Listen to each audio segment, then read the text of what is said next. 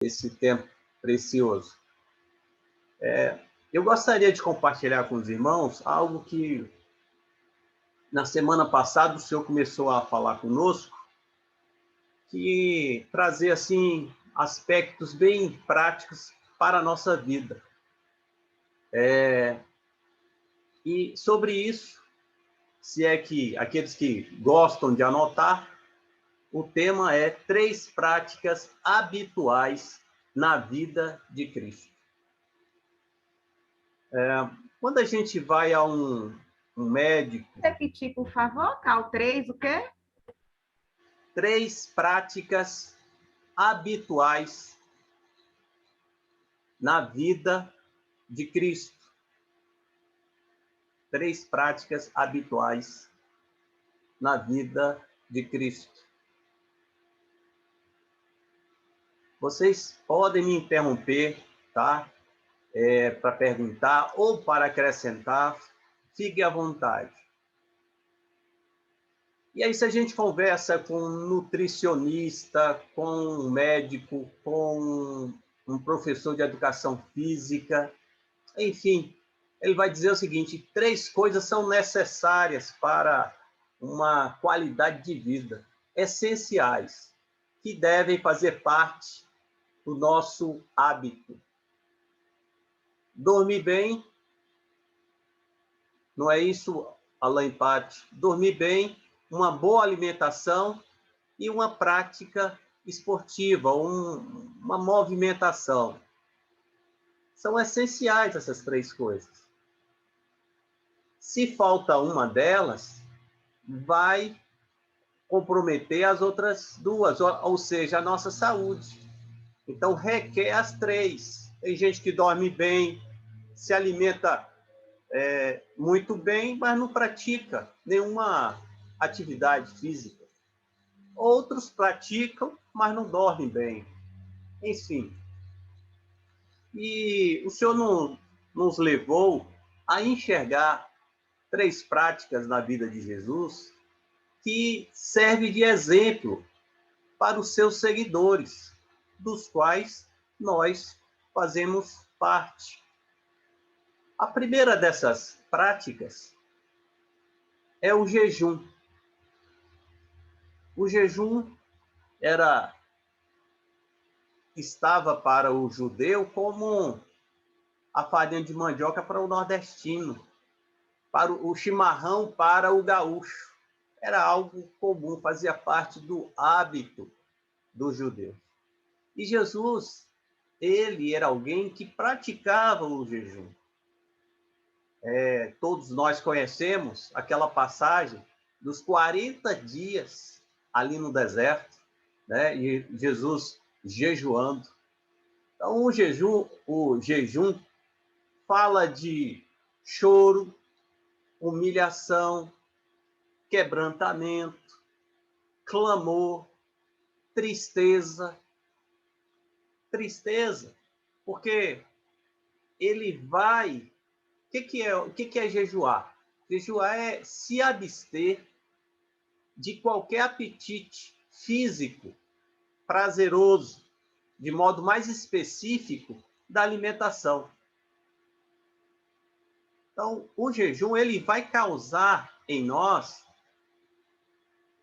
quebrantamento, humilhação, tristeza. Mas tristeza que eu quero me referir aqui não é apenas aquela tristeza do semblante, da tristeza de não permitir que o nosso corpo ou que a nossa alma sinta prazer, né? A propósito, Jesus até condena alguns tipos de jejuns. Vocês conhecem o texto, está lá em Mateus 6, para que quando a pessoa for jejuar, lave o rosto. Só ela e Deus devem saber daquela condição.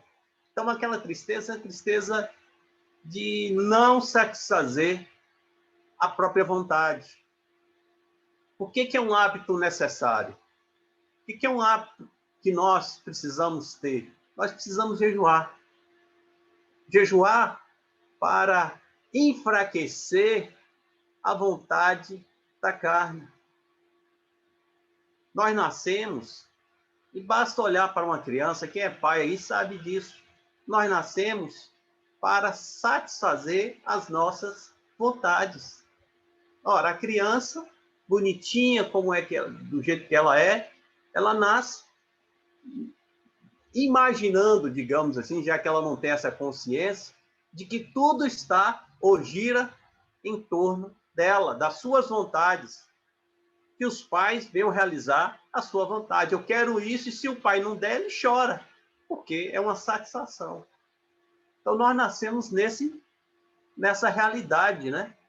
Então, o jejum, ele vem enfraquecer a velha natureza, a carne. E se enfraquece a carne, vai o quê? Fortalecer o espírito. E aí o Espírito Santo, juntamente no nosso espírito, vai permitir a ação do próprio Deus. Eu queria citar um texto para vocês, na verdade eu vou ler, que está lá em Gálatas 5, verso 15, 17. Diz assim: digo, porém, andai no Espírito, e jamais satisfareis a concupiscência da carne, porque a carne milita contra o Espírito, e o Espírito contra a carne, porque são opostos entre si, para que não façais o que, porventura, seja do vosso querer. Então, quem anda no Espírito jamais satisfará. Na minha versão fala concupiscência. Outras versões aparece lá desejos da carne. Mas a maneira mais clara, mais objetiva do texto é desejo proibido da carne. Desejo proibido da carne, a concupiscência, né? Aquilo que é proibido é desejável. Então, o jejum, ele vai quebrar, enfraquecer a carne. E isso vai nos levar a andar no Espírito. O contrário também é verdadeiro. O andar no Espírito vai nos impulsionar a desejar jejuar. O que Jesus realizou? Tudo que ele realizou. É verdade, ele era Deus. Ele era o próprio Deus. No entanto, a ação dele aqui, nos 33 anos e meio, não foi na pessoa da divindade, mas sim do homem. E tudo que Jesus realizou foi obra do Espírito Santo na vida dele. Por isso que Jesus jejuava, para não dar lugar à carne. E nós devemos seguir nessa mesma esteira. Sabe, eu não sei você, muitas vezes eu quero, de repente, acordar a Soninha, que não está aqui. Ela acorda 3 horas da manhã, é uma prática dela. E nós vamos falar, já estou antecipando aqui a segunda prática, que é a oração. Não dá para desvencilhar jejum sem oração. Então a gente acorda, ou eu acordo, mas me dá uma fraqueza. Ou então, quando eu vou jejuar, na noite seguida, eu me dá vontade de comer mais. Como se a ausência daquele alimento causaria no meu organismo um mal. E não é verdade. Gente que gostaria de fazer, e muitas vezes não encontra força, por conta que a carne ainda está, digamos, direcionando algumas áreas da vida da pessoa.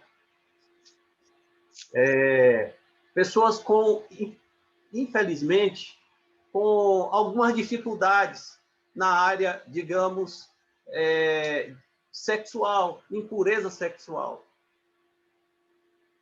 Jovens, às vezes não conseguem ou se sentem limitados porque a carne ainda está reinando naquela área da vida da pessoa. Então, a prática do pecado, ela deve ser abolida. Ela deve ser abolida. No entanto, para isso, precisamos enfraquecê-la. E para enfraquecer a carne, a gente precisa andar no espírito. E o jejum, ele vem para isso. A nossa proposta aqui não é fazermos aqui um estudo sobre o jejum. É apenas mostrar algumas perspectivas, algumas considerações sobre o jejum.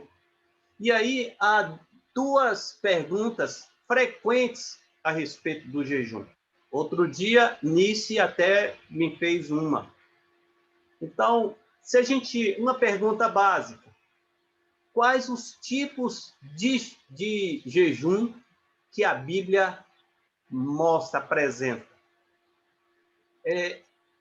Aqueles que estudam enxergam 3 tipos de jejum, né? O jejum normal, o jejum... Eu vou detalhar depois, tá? O jejum normal, o jejum total e o jejum parcial. O jejum normal é aquele que só consome água. A pessoa só toma água. Então, ela pode tomar a realidade daqueles que, dessa linhagem, né, de Mitian, de Jamê, de Marcos, dessa linhagem, nós temos o hábito de jejuarmos meio período. Então, no início da noite ou no final da noite, a gente, lá para 10 horas da noite ou 8 horas da noite, a depender de cada um, nós cessamos ali e até meio-dia. Normalmente fazemos isso até meio-dia. Nesse jejum normal, apenas consumimos água. Me fez lembrar de um amigo nosso. Ele não reúne com a gente, não.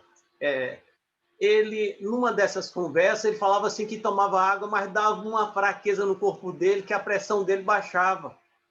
Aí eu me lembro que Jamê deu uma orientação para ele. Jamê falou assim, ó, então toma um líquido, um suco. Aí, o que ele estava tomando? Caldo de feijão com linguiça batida. Alguns conhecem a história. Caldo de feijão com linguiça, aquela linguiça pai batido. Então, tomava aquele copo ali, aí perguntava, e aí, resolveu? Resolveu, olha, eu tô com vigor, vou jejuar mais. Vou jejuar mais, eu vou tomar ao longo do dia. 24 horas, vou tomar esse líquido.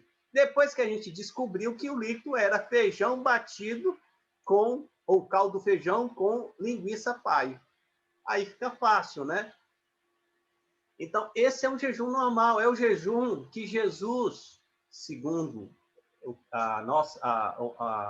o entendimento, que Jesus utilizou ali no deserto. A Bíblia fala que Jesus, nos 40 dias, ele teve fome.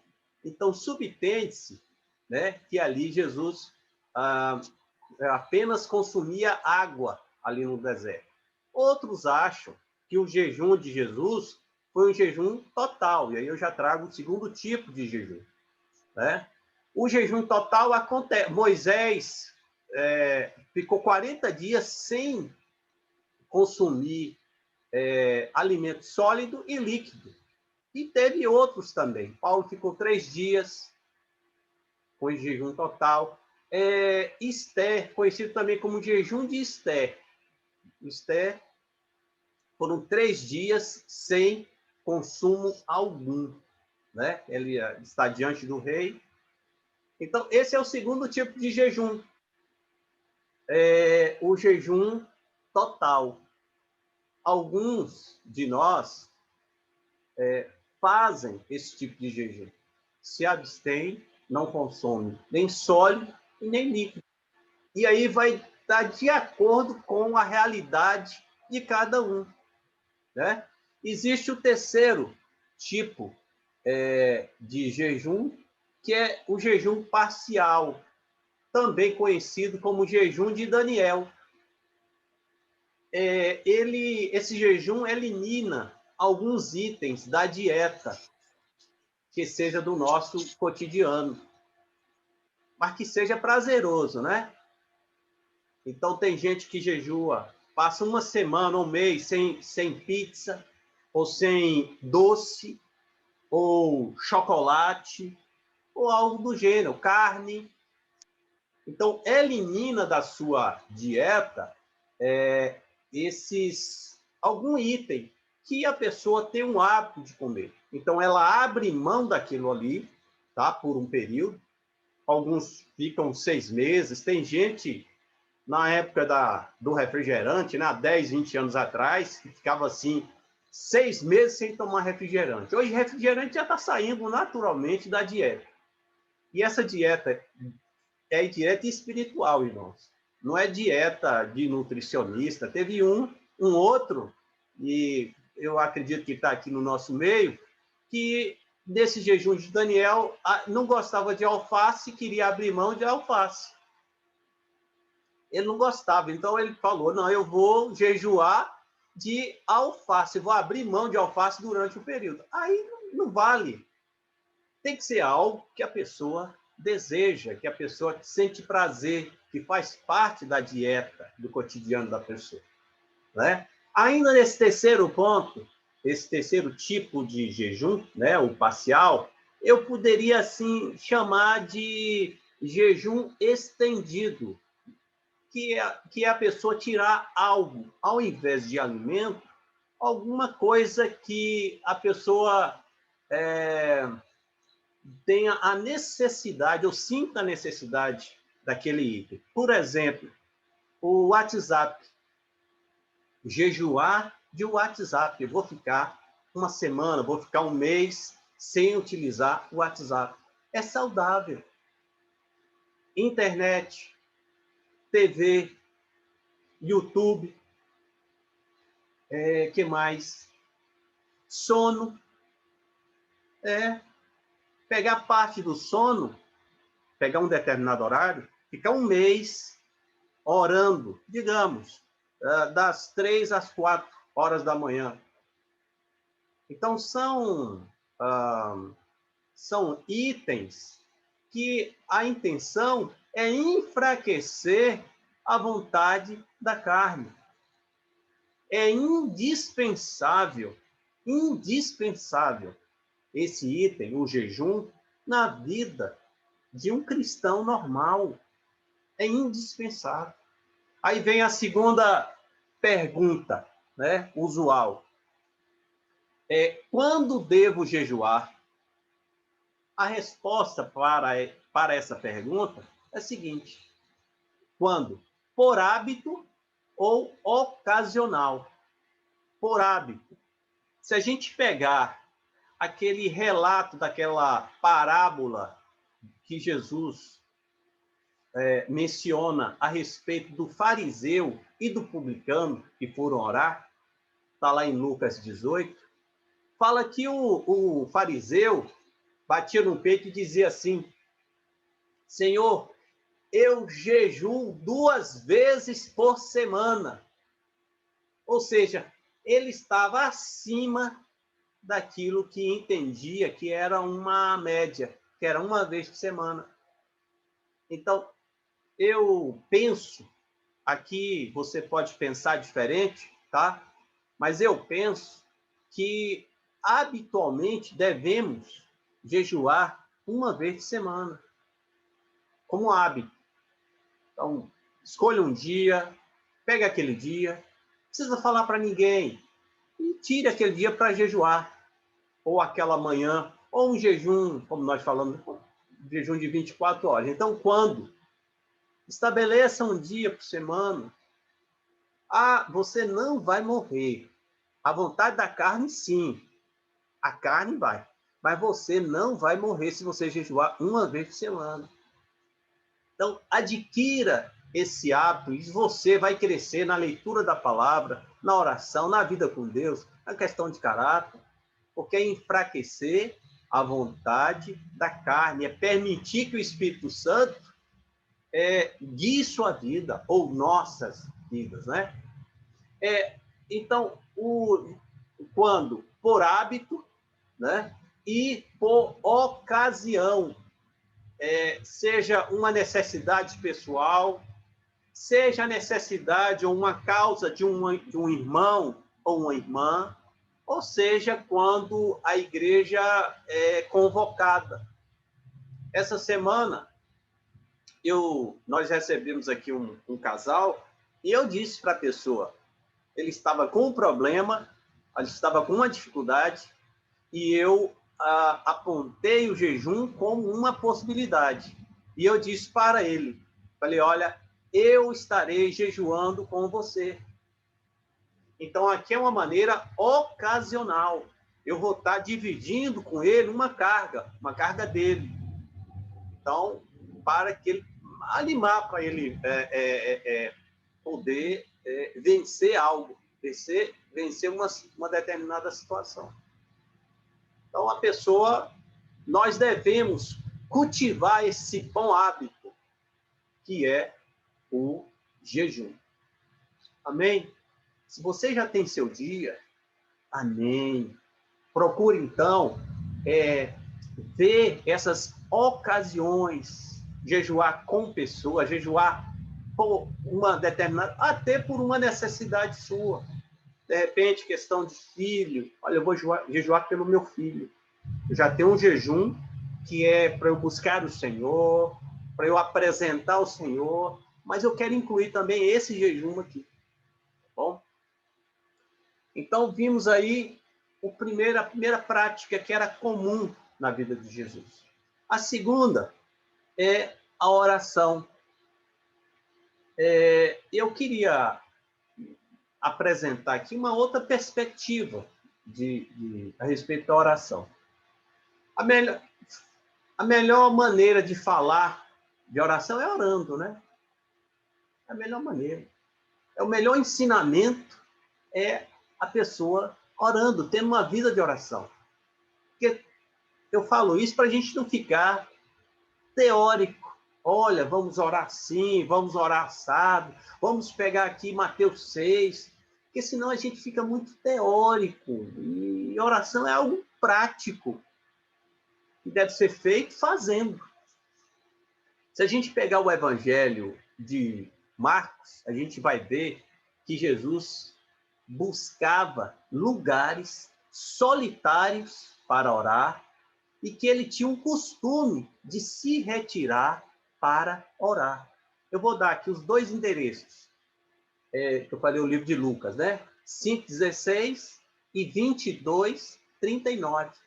Esses dois versos, 5:16, 22:39, mostra Jesus buscando um lugar solitário para orar e o hábito de sair para orar. Sair de um determinado contexto, se retirar, né? Para orar. Já no livro de Marcos, a gente vai ver lá no Evangelho, Marcos relatando que Jesus, depois de ter ensinado o dia todo, exaustivamente, eu estou falando de Marcos capítulo 6. Marcos 6. Jesus passou o dia ensinando, irmãos, na sinagoga, depois foi estar com a multidão, foi ensinar de maneira exaustiva a multidão. Ele vai comissionar os 12 discípulos e depois ocorre lá o milagre da multiplicação dos pães, do qual mais de 5.000 homens foram alimentados. No final do capítulo 6, diante de tudo isso, olha o que diz o versículo 42. Subiu ao monte para orar. Isso eu estou no verso 46, do capítulo 6 de Marcos. Marcos 6, 46. Então, a gente pega ali é um retrato, um recorte de uma vida de Jesus, um dia de Jesus, né? O que aconteceu na jornada e o final do dia, ele se retira vai para o monte orar. Eu não sei você, mas muitas das vezes eu, ao longo desses anos, chegava em casa depois de um dia cansado, a minha vontade era tomar um banho quente, tomar um café, ou deitar no sofá, ou deitar na cama, que eu estava ali moído. Mas Jesus, nesse dia aí, a gente vai ver que Jesus ainda achou tempo para orar. E você acha que terminou? Não, ele vai depois socorrer os discípulos que estavam lá no mar agitado. Jesus anda sobre as águas, aquele episódio que os irmãos conhecem. Então a gente vai ver que a oração faz parte da vida, do hábito de Jesus, e é corriqueiro, está no cotidiano. Eu peguei aqui apenas 2 livros, 2 citações, mas pode verificar nos evangelhos como Jesus tinha o hábito de orar, orar, orar. Em cada evento da vida dele, se a gente pegar ali um marco, o batismo, lá ainda no livro de Lucas, Lucas capítulo 3, Jesus, no ato de batizar, antes de batizar, na verdade, ele ora. E no final de Lucas, lá no capítulo 23, na morte de Jesus, nos últimos instantes, Jesus ora. Então, a vida de Jesus, ela é marcada por oração. Aí eu lhe faço uma pergunta. Jesus tinha necessidade de orar? Ele sendo Deus? Se ele tinha uma vida de oração, sendo o próprio Deus, né? O homem, Deus, quanto mais nós.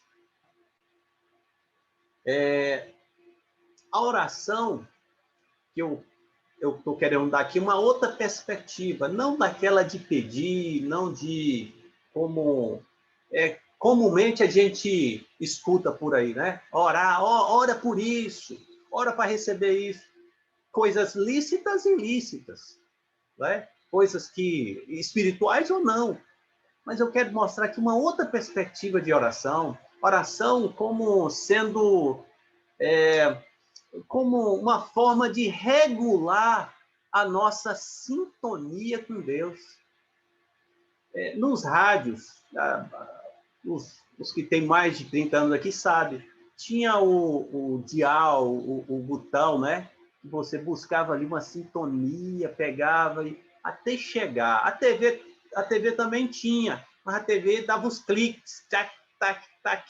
Só os antigos aqui sabem. Os antigos não. Os que do século passado, né? Então, a oração é para regular, é para chegar a essa sintonia com o Pai, para que a vontade dele, aí é que é importante, é a vontade dele se realize na minha vontade. Não é a minha vontade. Eu vou orar não é para Deus fazer a minha vontade, mas que o propósito dele seja conhecido no meu coração. Por isso que eu oro. Eu oro porque eu conheço o coração do Pai. Se eu não oro, eu só conheço o meu. E olha lá, malo, como diz os do século passado, malo, conheço o meu coração, né? Então, a oração tem esse intuito. A oração é uma demonstração da nossa dependência a Ele. Vocês viram, né, no início aqui, vamos orar. Quando mencionamos que vamos orar, o que nós estamos fazendo? Estamos dizendo o seguinte, olha, Deus é aquele que pode solucionar essa situação.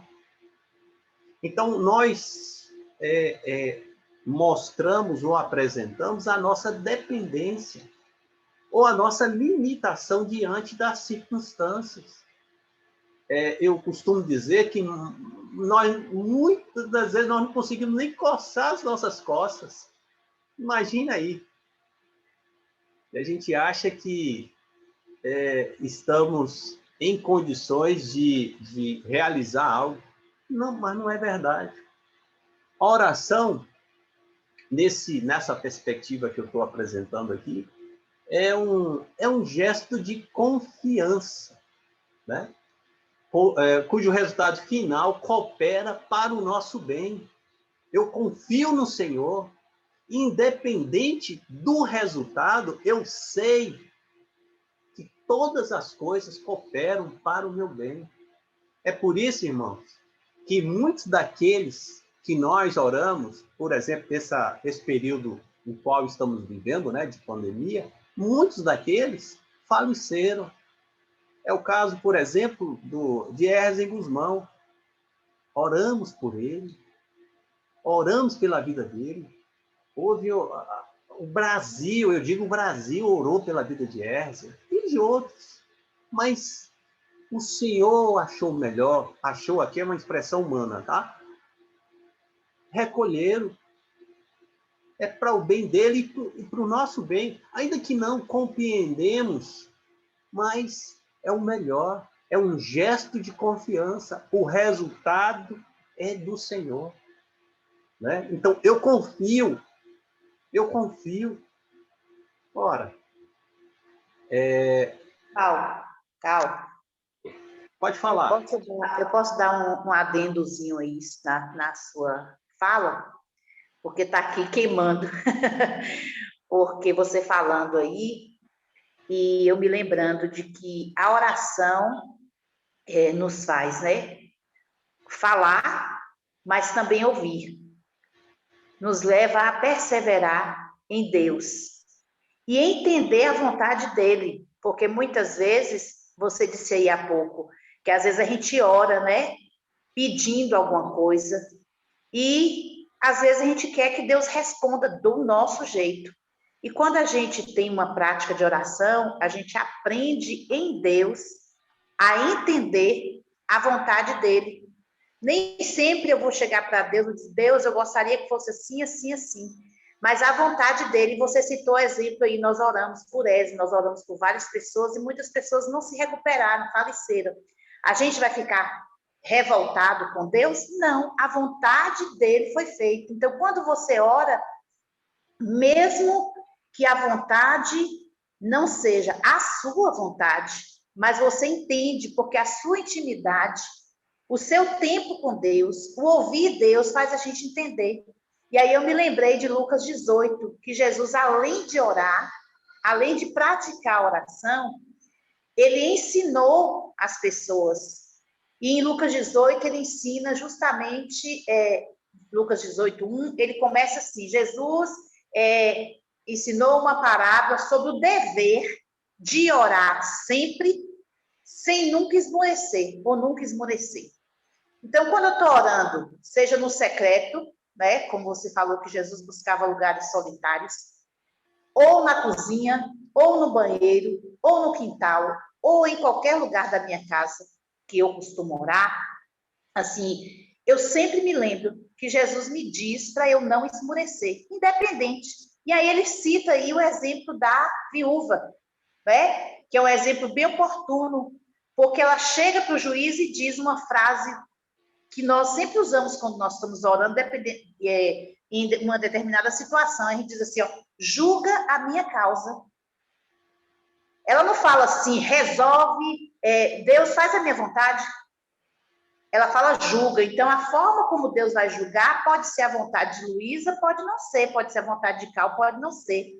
E aí, lá no versículo 7, diz assim, não fará Deus justiça aos seus escolhidos, que a ele clama dia e noite, embora pareça demorado em defendê-los. Então, a oração também, Cal, nos ensina isso, a entender o tempo de Deus. Porque eu posso pedir algo a Deus e essa coisa, para mim, teria que se resolver hoje. Mas o meu tempo é o meu tempo, o tempo de Deus é o tempo de Deus. E quando a gente ora, a gente começa a entender a vontade do Senhor e perseverar. Porque aí a gente vai dizer, não, vou continuar orando. Não para que a minha vontade seja feita, mas para que a vontade do Senhor prevaleça. E a vontade do Senhor é boa, perfeita, agradável. A gente já ouve isso sempre, né?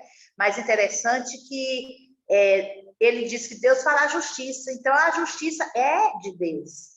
A resposta é de Deus. Não é de Luiz, não é de Cal, não é dos meus irmãos. É a de Deus. E a de Deus, a gente não questiona. Então, assim, eu vou dizer a você e aos irmãos, assim, que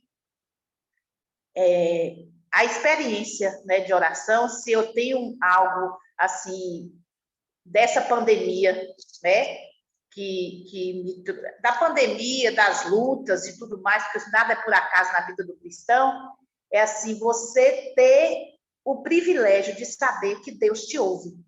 Ele pode não te responder naquele momento, mas te ouve. E é um diálogo. Vai ter um momento que Deus vai falar assim, Luiz, é por aqui, faça isso, haja assim, através da palavra, porque ele nos responde, né, o tempo todo. Mas, assim, não tem nada melhor do que orar, não. Orar, Jesus ensinou isso na prática, e se a gente prega, se a gente diz, né, que a gente tem que ser parecido com Jesus, a gente realmente tem que ter uma vida de oração. Uma vida de oração, eu não estou falando aqui nem de forma religiosa, né, porque a gente sabe que a gente pode cair no erro, né, de achar que fulano, só porque ora ali tantos minutos, não, mas você ter esse tempo todo liberdade, eu acho que é essa palavra, esse acesso, né? Esse acesso a Deus.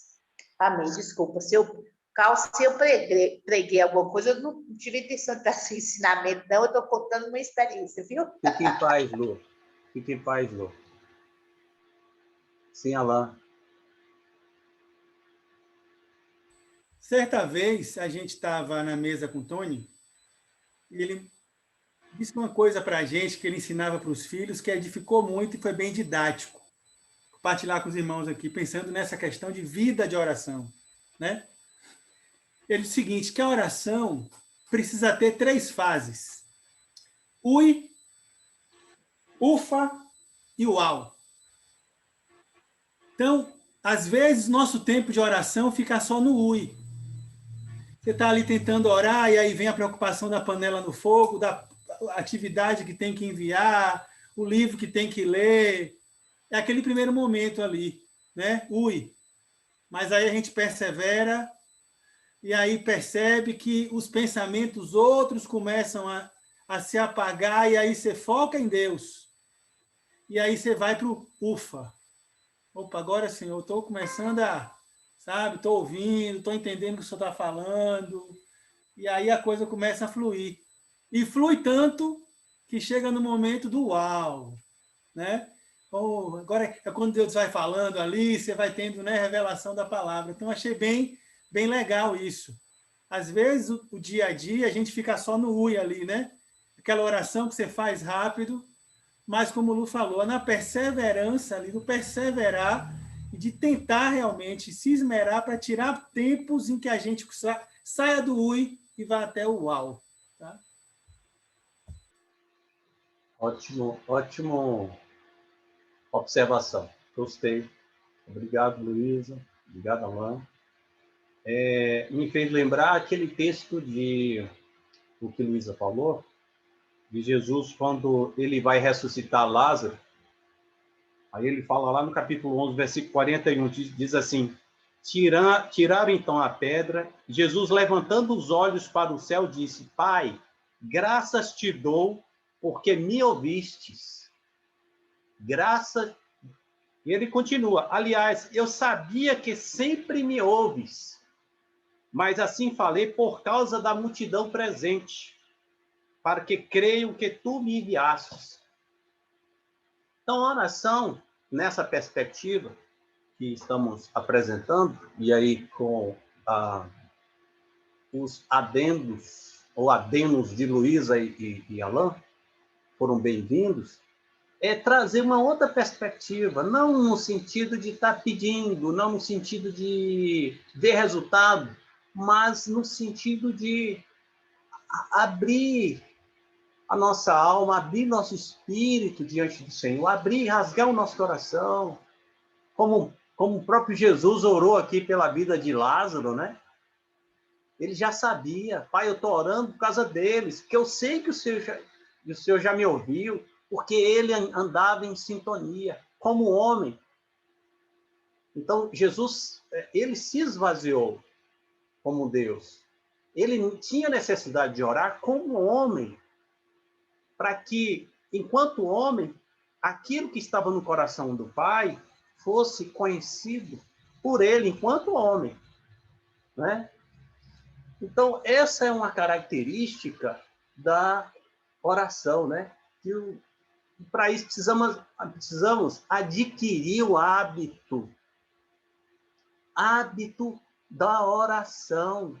Hábito, tem que ser hábito. Ah, não, eu orei, eu oro meio-dia, graças a Deus. Agradeceu pelo alimento? Amém. Ah, eu oro quando eu vou dormir. Amém. Isso é bom, é saudável. Mas eu não estou falando de oração de agradecimento, oração de reflexão. Não, eu estou falando da sintonia entre o Pai e você. Entre eu e o Pai, sintonia, falar a mesma coisa, ouvir o coração. Eu estou, nesse período agora, o Senhor tem me mostrado algumas coisas, por exemplo, para com meu filho. Então, todo lugar que eu estou indo, eu estou levando o Nicolas. E ali no carro a gente fica conversando, a gente dá risadas, ele está aí, dá risadas, ele queria ficar em casa, eu falei, não, filho, vem comigo. Aí eu vou ali na padaria, ele de máscara, vamos lá, segurando a minha mão. Ele vai conhecer, naquele contato ali com o pai, não só dentro de casa, mas por que o pai compra daquela padaria, compra daquele pão? Por que o pai dele valoriza sair, que eu poderia comprar, por exemplo, alguma fruta em um determinado lugar e vou a outro? Por que o pai dele tem um tratamento com aquele rapaz da barraca? Compreende? Então, a oração nessa perspectiva é para conhecermos o coração do Pai, para entender o propósito do Pai, para quando, de repente, eu vou pedir algo para Deus, falar, Deus, não vou pedir isso não. Ou quando eu peço e recebo um não, é bom a gente receber a resposta, né? É ruim a indefinição. Mas quando a gente recebe uma resposta de Deus, ainda que seja um não, nos dá uma certa tranquilidade. Eu não sei vocês. Então, oração, a gente precisa disso, separar um tempo, separar um lugar. Tem pessoas e tem congregações que falam para separar um quartinho e tudo. Olha, querido, separe um espaço, que seja o banheiro, que seja seu quarto, mantenha a porta fechada, tenha liberdade de ouvir sua oração. É ruim não. É limitada a oração mental para esse propósito que eu estou falando aqui. É limitado. Feche a porta do quarto. Ouça a sua oração, ouça. Que tua alma ouça o que você está falando, né? Consiga. Então, procure ter esse espaço. Aqueles que gostam de orar caminhando, correndo, põe um fone e fale. Tem hora aqui nas minhas caminhadas que o povo fala que aquele ali é doido. Não tem problema, não. Né? Não tem problema. Converse com o Senhor, fale com o Senhor, abra, rasgue o coração. Tá bom? Vamos caminhar aqui para o nosso última prática, que deve ser um hábito no nosso meio. Os irmãos aí já citaram. O primeiro, então, foi o jejum. O segundo, a oração. A terceira, a palavra.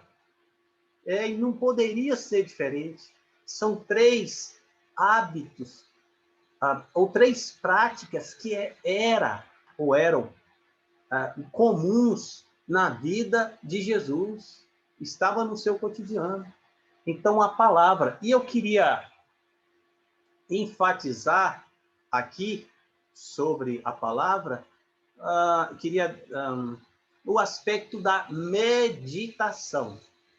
Eu não vou entrar aqui no sentido de ensino, mas da meditação. Jesus, como um bom judeu, ele conhecia a Torá e decorava, né?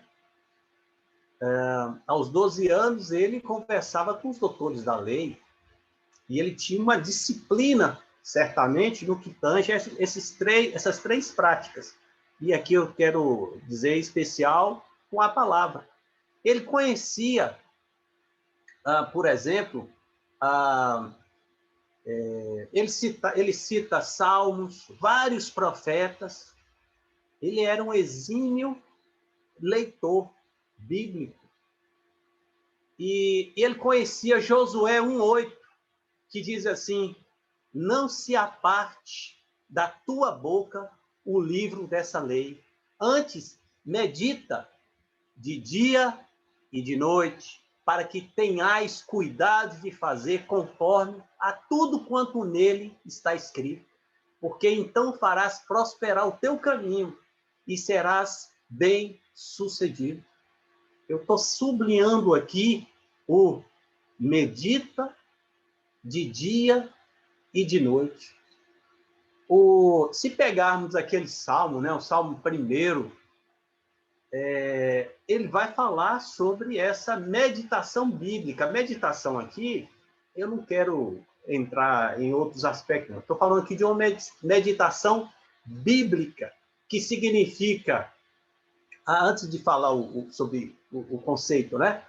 O Salmo 1, vai logo, o primeiro e o segundo versículo, vai falar sobre isso também, meditar na palavra de dia e de noite, né? E o que é meditação, ou meditação bíblica? Significa refletir, pensar atenta e profundamente sobre alguma coisa relacionada ao Senhor. Eu vou repetir. A meditação bíblica significa refletir, pensar de forma atenta e profunda sobre alguma coisa relacionada ao Senhor. A meditação na palavra, meditação bíblica, ela vai pavimentar a nossa caminhada no reino. Ela vai dar rumo à nossa vida no mundo. Por onde devo caminhar, por onde devo seguir, né? Nós não somos guiados pelo acaso. Somos guiados pela palavra. E essa meditação, ela transforma, eu vou usar dois termos aqui, mas eu explico, tá bom? Ela transforma o logos em rema. O que é logos? São dois termos gregos que está na Bíblia, que é utilizada lá para a palavra. Por exemplo, João capítulo 1.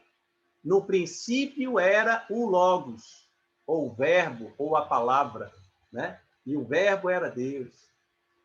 E, então, a meditação vai transformar o Logos em rema. O Logos é a palavra escrita, ouvida, falada. Rema é a palavra direta de Deus, viva, que causa um efeito em nós. Eu vou explicar e vou dar um exemplo. Quando Paulo fala assim que a letra mata, faz o espírito da vida, a letra é que se você certamente conhece pessoas que conhecem a letra, a palavra, mas você não vê vida nela. Você não vê a vida daquela palavra, os efeitos da palavra na pessoa. Então, quando Jesus fala assim,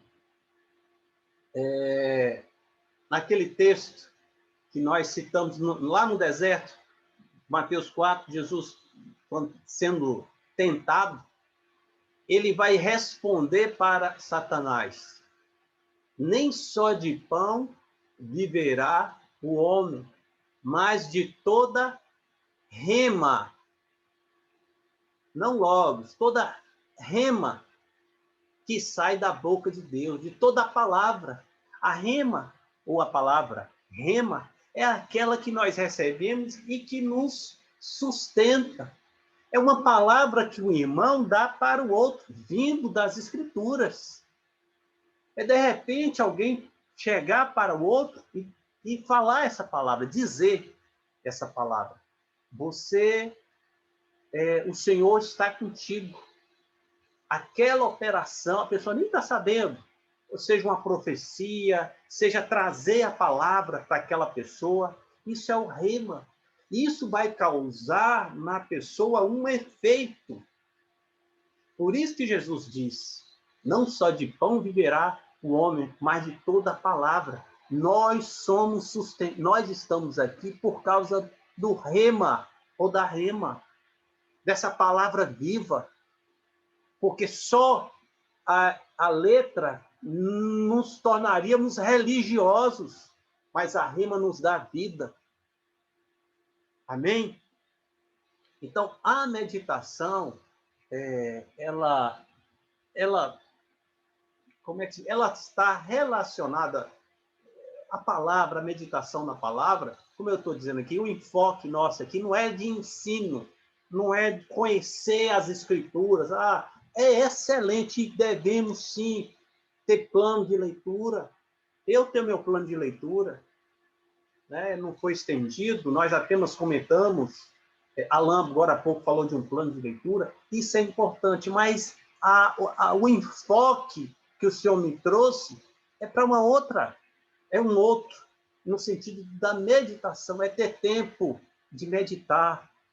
A meditação não é só uma reflexão aqui na nossa mente, não. Ela traz para o nosso coração.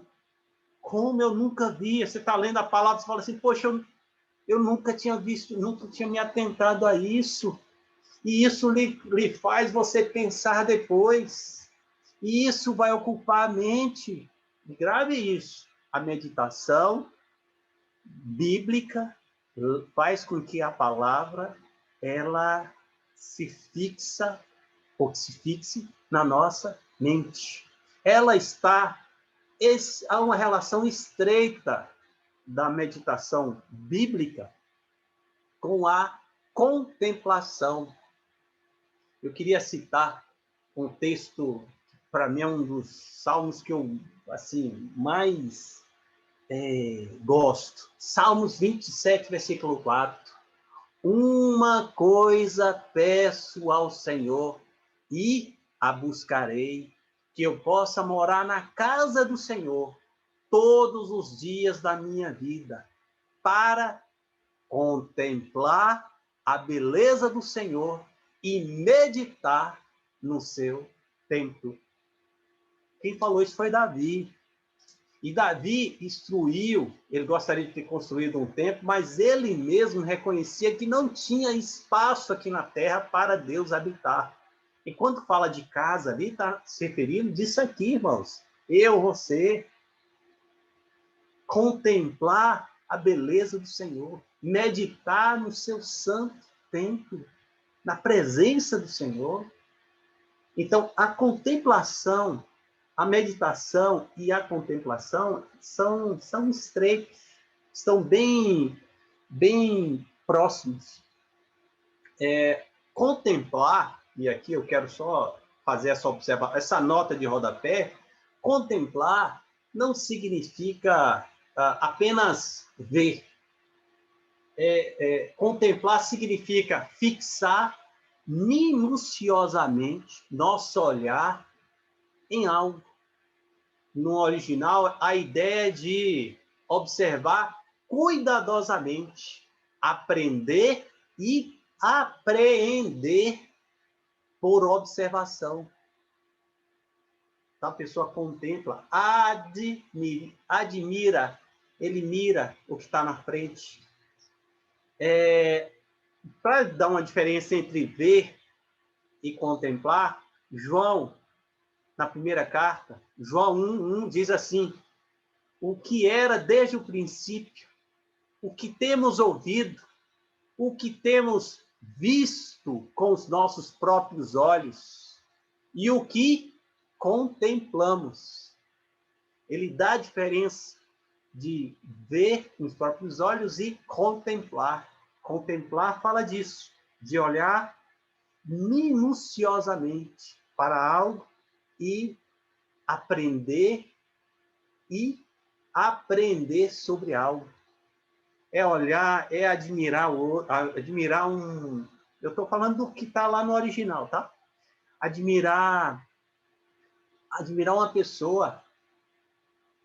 Eu vejo quando passa alguém muito importante, né? Digamos, um presidente, e aí as pessoas ficam lá aplaudindo, ele passando, as pessoas contemplando. A ideia é essa, de contemplar. É ver, é admirar, mirar o que está na frente. Então, que o Senhor nos leve a isso, a essa contemplação. E aí eu chego à conclusão, tá? E aí eu digo o seguinte, que essas 3 práticas evidenciadas na vida de Jesus sejam habituais em nossas vidas. Isso requer uma disciplina, não somente a gente ouvir, mas uma disciplina. E aí é um pedido, estabeleça ao menos um dia por semana para jejuar, tenha um tempo, horário e local de oração por dia, pratique a leitura bíblica em especial, medite e contemple a beleza do Senhor. Ocupe a sua mente com essas coisas. Amém? Amém e amém. Que o Senhor nos conduza a isso. 3 hábitos. Vou para o início, fechando. Uma boa alimentação, um bom descanso e uma prática esportiva, ou uma atividade física, sendo mais preciso. O jejum, a oração e a meditação na palavra, essenciais para elevar a nossa qualidade de vida, para manter a nossa imunidade, não é verdade? Uma boa imunidade espiritual, de um lado, e física do outro. Amém? Que Deus nos conduza nisso. Podemos orar? Eu gostaria que Anderson, você pode